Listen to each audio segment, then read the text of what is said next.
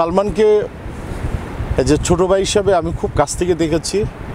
যে কোনো কারণেই হোক 90-তে আমার আর সালমানের বিষয়টা মোহামেডান আবাহনীর মতোই ছিল। এক সময় ও উইন করতো, এক সময় আমি উইন করতাম, এটা কোনো ম্যাটার ছিল না। খুবই ভালো অভিনেতা এবং স্টাইলিশ, এবং বাংলা চলচ্চিত্র খুব ভালো একজন আর্টিস্টকে পেয়েছিল এবং ক্রেজ আর্টিস্টকে পেয়েছিল।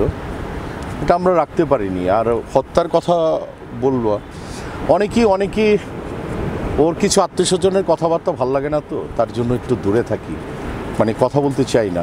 কিন্তু অকপটে একটুকু বলতে পারি, সালমানের সাথে যতটুকু মিশেছি, হয়তোবা কোনো একটা চক্রান্ত ডেফিনেটলি আছে, কোনো একটা সিন্ডিকেট হয়তোবা কাজ করছে। আর আমি হয়তোবা মানুষের কাছে বিচার আমি চাইবো না, আমি আল্লাহ সুবহানাহু ওয়া তাআলার কাছে বিচার চাইবো। ও যদি, আমি বিশ্বাস করি ও আত্মহত্যা করেনি, ওকে দুনিয়ার থেকে উঠানো হয়েছে, এবং আমি ওর জান্নাত আশা ডেফিনেটলি আমি করব। আর এই বিচার তো definitely as a or co artist হিসাবে আমি চাইতেই পারি, এবং আমি ডেফিনেটলি চাইব।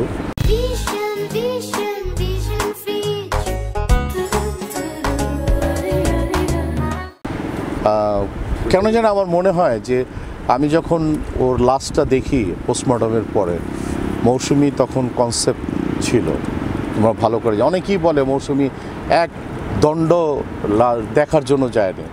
এগুলি কিছু আনসিভিলাইজ, মানে ইউটিউব সেকশন থেকে কি করে না করে আই ডোন্ট নো, আমি জানি না। সেখানে একটা ছবিও আছে আমার কাছে, ব্ল্যাক অ্যান্ড হোয়াইট ছবি, মিস্টার গুলজার, মৌসুমি আর আমি দাঁড়ানো, এবং সালমানকে দেখছিলাম। তো অনেকেই অনেক কথা বলে, তো এত কান দেওয়ার সময় হয়ে ওঠে না। আর এটুকুই বলবো যে ওর মৃত্যুর পরে কার কতটুকু ক্ষতি হয়েছে জানি না, চলচ্চিত্র 100% ক্ষতি হয়েছে, আমারও ক্ষতি হয়েছে, যে ওই জায়গাটায় মিস করি আমি ডেফিনেটলি।